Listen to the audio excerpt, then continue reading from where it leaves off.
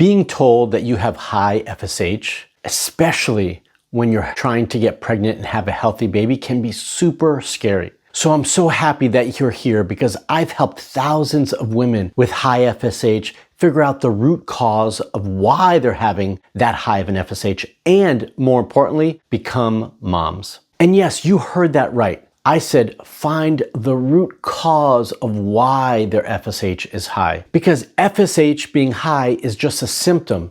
It's not the actual problem. And finding out why it's high is so important. I mean, we need to do the testing first to figure out that it is high. So that's the first and most important thing. But after that, determining what is causing that is essential to getting the results that you're looking for. I want you all to also recognize that when something is off, like high FSH, this is your body talking to you. It's telling you what is going on so that you can start to make changes so that you can get pregnant. And I know it might sound strange to think of this as a positive thing, but if you didn't know that your FSH was high, you would just go on doing the same thing over and over, and you would not be able to get pregnant. So now you have an opportunity to make change, which is why I think finding out that your FSH is high is a positive thing in your favor, and in the end only can help you make this better and become more fertile. So after 20 years of working with women to improve their fertility, I've learned that high FSH can be lowered naturally. And that's exactly what I'm going to talk about in this Fertility TV episode. I'm going to go in depth into these three things, but you got to watch all the way to the end to get all the information. The highlights are, number one, what is your body actually saying to you? And number two, how can you communicate back with your body? And number three, it's all about time.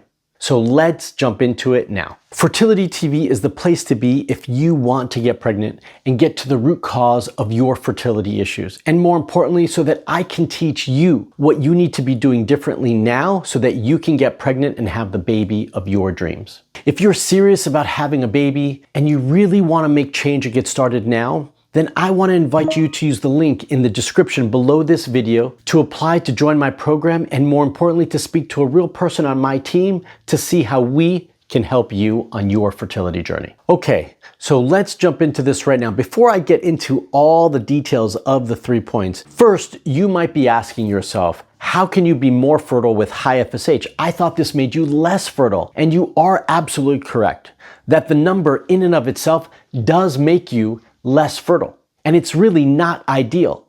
But I believe that if you take the necessary steps now to find the root cause of why your FSH is high, and you take action, that you're going to be more fertile afterwards than you were prior. And so to me, understanding that and recognizing that information actually can make you more fertile. And that is key to getting the progress that you're looking for. Number two, I also want you to be grateful for your high FSH. Again, that might make you scratch your head, but I do want you to be grateful for it because knowledge is power. And the knowledge about your FSH is going to allow you to make change and be proactive. Without that information, you wouldn't have done anything differently, and you wouldn't have been proactive to make the necessary changes to improve your health, your hormones, and your fertility so that you can get pregnant. So I think those two pieces are key to getting the results that you want if you have high FSH. So now into number one.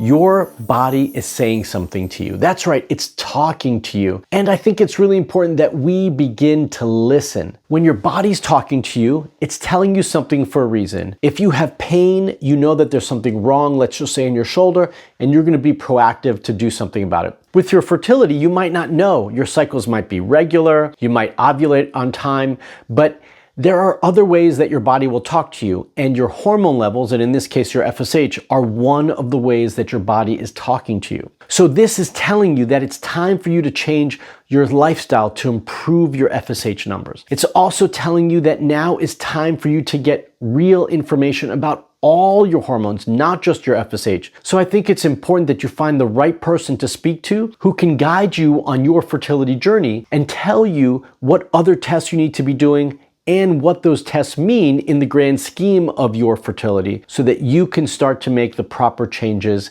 now. And all of this really does start with testing and taking inventory of your life. So if you haven't had all the labs done, and I talk about this in many videos, then I want you to start with getting the proper testing done. That's number one. And number two, I want you to take inventory of your own life. Many of you can objectively look at your life and say these areas need to be improved. All of these areas where you think that they may or may not impact your hormones and your FSH, absolutely do. So I want you to go through and evaluate your work life, your home life, your relationships, your sleep, your stress, your exercise, your diet, everything that you can evaluate on your own, and objectively prioritize those to determine which ones need the attention and need to be changed now more than anything. So you're going to prioritize the things that you've determined that need to be improved and the things that come up on your hormone and lab tests. Number two, I want you to communicate back with your body. Now, you guys might be saying, it's one thing for your body to communicate with you because it can talk to you with lab work and pain or whatever else, but how am I going to communicate back with my body? Well, you do this by all the things that you do on a regular basis. This is you, after taking inventory of what needs to be changed, making those changes. So by improving your sleeping regimen and patterns, you're talking and communicating back with your body saying, I love you and I know this needs to be improved, so I'm going to do it. If you recognize that you need to drink less alcohol or eat better food, you are communicating back with your body when you make those changes. That's right. If you recognize that after testing your labs that you need certain supplements to improve those numbers and you begin to take those and nourish your body with what's missing, then you are communicating back with your body, telling it, again, that you recognize what it needs and you're going to give it what it needs. Now, you might need some support to figure all of that out and come up with the right plan, and that's fine. That's also communicating with your body saying, I'm going to get someone to help me so that I can give you what it needs. That is how you're going to communicate back with your body, through love and affection, by doing the things that you need to do to make change in your life and take ownership of how you can improve your fertility. And then number three, time. What do you mean by that, Marc? Well, what I mean is you need to give yourself time to make the necessary changes and see the progress that you want to see. You need to be patient with yourself to make the changes. Some of the changes that you're going to be asked to make or that you're going to ask yourself to make aren't easy because you're not used to them. So you need to have patience and time to make those changes and, more importantly, see the results. The results that you're looking for don't happen in a day or a week or often even in a month. They happen over a period of time, often in 3 months or 5 months or 8 months. So you need to give yourself time to make those changes and then give your body the time to see the results that you want to see. How does all of that sound to you? I want to hear back from you. Comment below and let me know what impacted you about this video. What are you going to do next with the information that I just gave you on how you can improve your hormones? What are you going to do? I want to hear from you, so comment below and let me know. And I also want to hear from you if you've got questions about your fertility. So drop those questions in the comment section and I'll do my best to answer those. I want you to know that this information is truly just the tip of the iceberg. That if you want to dive deeper into your fertility and find the root cause of to what's causing your fertility struggles, then I want to invite you to fill out the application that you can find in the link below this video that will allow you to speak to a real person on my team and see how we can support you on your fertility journey. More importantly, I want you to believe that you can make change, that you can improve your hormones, and that you can get pregnant. And I think that is essential to getting the progress that you're looking for.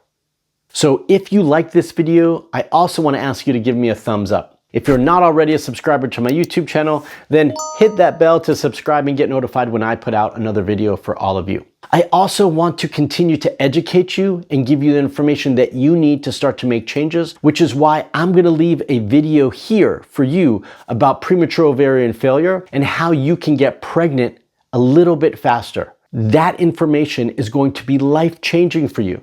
So I want you to watch that after this video as well. And until the next video, stay fertile.